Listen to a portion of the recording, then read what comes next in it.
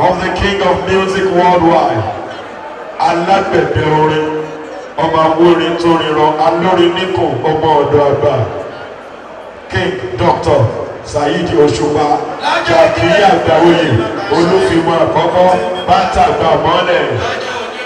Bọ́bọ̀.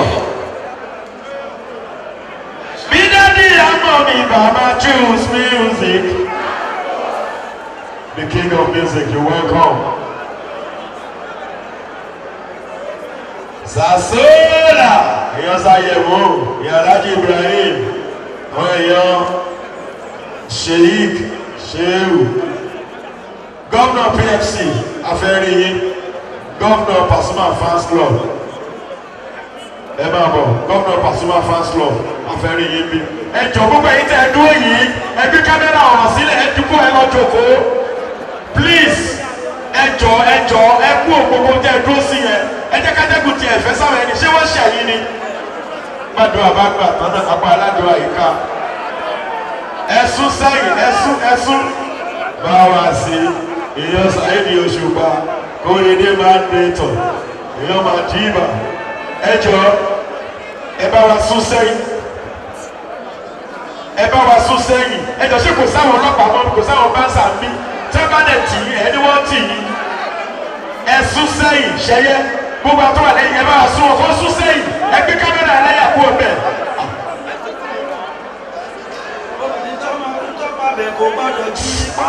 Kó má jí kankan pọ́nlá. Àti kí lẹ fẹ́. Please go and sit down.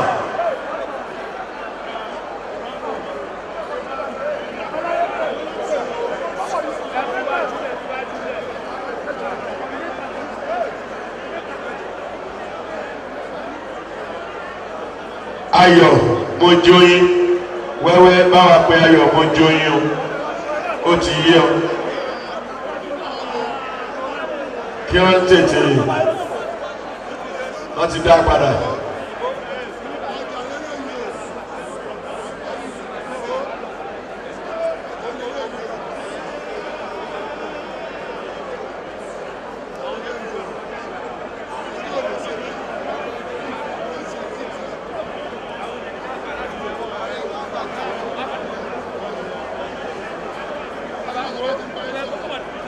Atakoro dà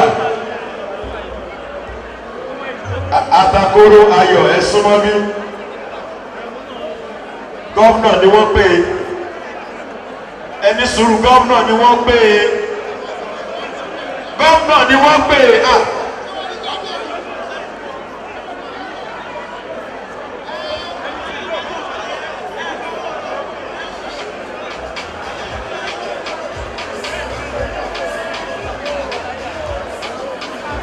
Gbogbo nǹkan kọ́ lèèyàn fi ń fa wàhálà díẹ̀díẹ̀ àní díẹ̀díẹ̀.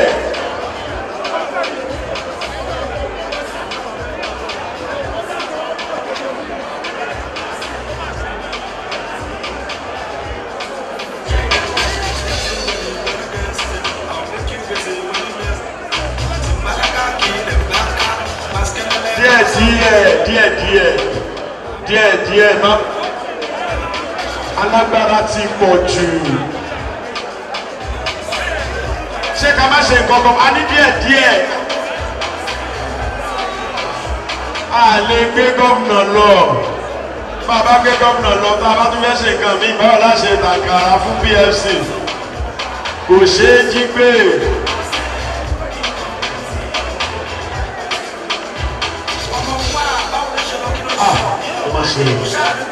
ẹjọ DJ iṣẹ́ tí bá rán yín ẹ sí abẹ́lẹ́jà ayé kí ló bá dé ní mẹ́sìn.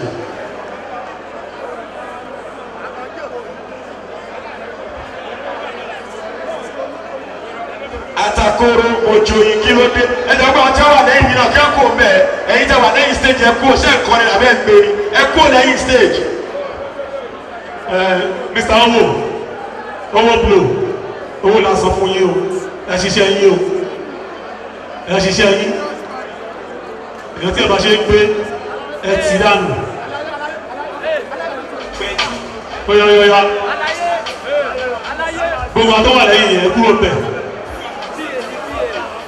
Ẹ kúrò lẹ́yìn yẹn ṣe kí n gbọ́rọ̀ ni báyìí ṣe débẹ̀ yẹn gan. Excuse me, I need 10 bouncers on stage. 10 bouncers on stage, please. 10 bouncers on stage. 10 bouncers on stage here, please. We paid for this service. 10 bouncers on stage here. 10 police officers here. Please do your work. Do your work.